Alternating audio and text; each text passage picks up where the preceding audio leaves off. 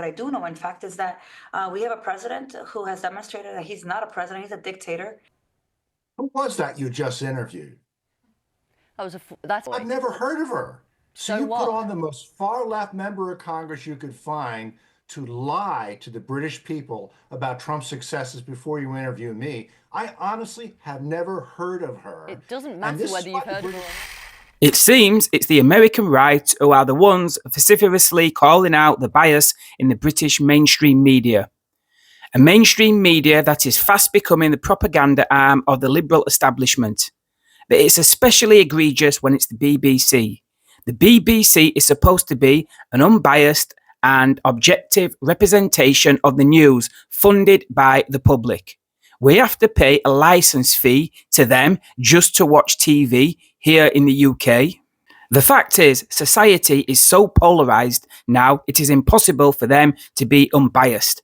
The people who work in media are all progressives with very strong political and ideological opinions. So strong, it is impossible for them not to embed their beliefs into the corporations they work for.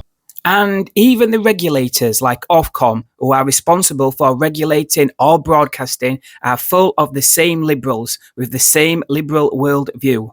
Here, they interviewed a Democrat who outrageously called Trump a dictator and said she believes to her core he is a fascist. In fairness, the host called her out on the dictator remark. Listening in to that conversation and then interviewed directly was a former Trump spokesman. He was incandescent with rage that the British media had even platformed a woman he had never heard of.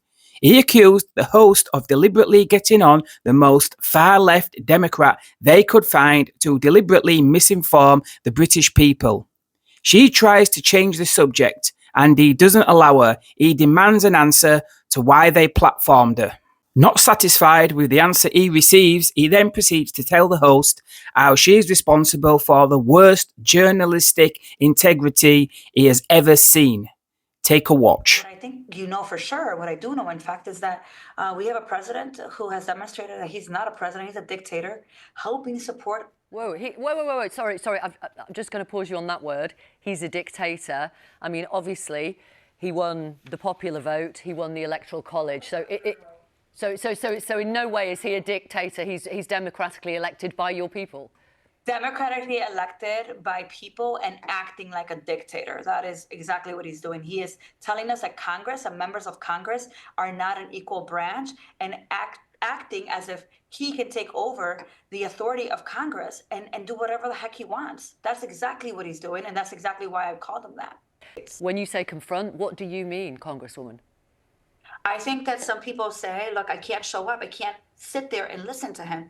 To me, you confront a fascist by showing up and looking into his face as he is talking about tearing down the entire democracy of this nation. I think it's important for him to be able to look into our eyes as he lies to the American people, and some of us do fact-checking even in the real time. You call him a fascist. You believe that? I believe that to my core. Congresswoman Ramirez, thank you very much for talking to us here in the UK.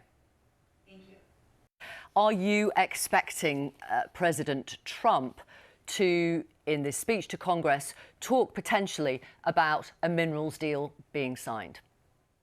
Who was that you just interviewed? That is the Democratic Congresswoman for Illinois. I've never heard of her. So you put on the most far-left member of Congress you could find to lie to the British people about Trump's successes before you interview me. I honestly have never heard of her. It doesn't matter whether you've heard of her or not, with respect. She's been voted in by the people of Illinois. Because the BBC deceives them with people like this from the far left squad. Did you try to find a socialist to put her on the air? I mean, this is the lowest level of journalistic standards I've ever seen. So, would you expect Donald Trump to announce the signing of this? You're not going to answer my question? Why did you put her on? She's a democratically elected congresswoman. Did you even ask them? Forgive me, if I may. Did you ask the Democratic leadership? They wouldn't have been nearly as crazy as her, who said Trump is a fascist and a dictator. I mean, give me a break. How did you find this person? Would you like me to answer your question? Please. She's a democratically elected congresswoman for Illinois. She will be there when President Trump addresses Congress. We're speaking to a Democrat we're speaking to a Trump supporter. That is you. Are you expecting... Yeah, well, I think the British people realize the hypocrisy here. But anyway, jumping to the minerals deal, I think there's a good chance that President Trump will announce there will be a minerals deal this evening. I've been hearing conflicting reports today, and I think that would be good news for peace in Ukraine, because this is something Trump wanted. It would be a sign of good faith by Zelensky, and I think we can make substantial progress towards a ceasefire to stop the killing in Ukraine if we can get this over with. Right. And so that tweet from President Zelensky today, you think it did the trick? Well, I had heard earlier today that there was progress in the negotiations, and I've heard conflicting reports. So I don't know whether that tweet made the difference, but I believe there's been substantial negotiations between the Trump administration and Ukraine since last Friday's meeting in the Oval Office with Zelensky to try to patch things up and move forward with the peace talks. And everybody's seen Donald Trump's put pressure on President Zelensky. When is he going to start squeezing President Putin, do you think? I don't think that's really fair. Trump made an offer to stop the war, to start a ceasefire and negotiations with both sides, and Zelensky didn't want a deal. We're engaged in negotiations with the Russians also. Right. But when are we going to start seeing President Trump squeezing and putting pressure on President Putin, as we have seen him do with President Zelensky? Zelensky came to Washington not agreeing to sign a deal he said he would agree in the past. And then he came to the Oval Office and acted quite rudely towards the president and towards the vice president in front of the media. So, right. Whereas President Putin actually illegally invaded an independent country. Of course it did. Russia was the invader here. And if we could find a perfect solution to get Russia out of Ukraine and to put Putin on trial for war crimes, I'd be for that, but we can't get there. We have to get a peace agreement that's as fair as possible. And I know this will be painful for the Ukrainians to accept, but Trump's priority is to stop the killing.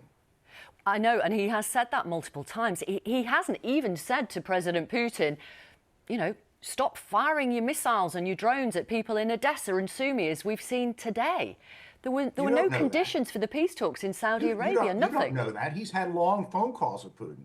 Well, the killing hasn't stopped from Russia's side. Yeah, I think it's a tragedy the killing hasn't stopped. And I think Russia should stop the attacks of Ukraine immediately. And we need to do something to get both sides to the negotiating table to get that accomplished. And in a perfect world, as I said, we'd hold Putin accountable in a war crimes tribunal, but we don't live in that perfect world. Okay. Thank you very much for being with us this evening. Thank you, Fred Fleitz, who used to work for President Donald Trump.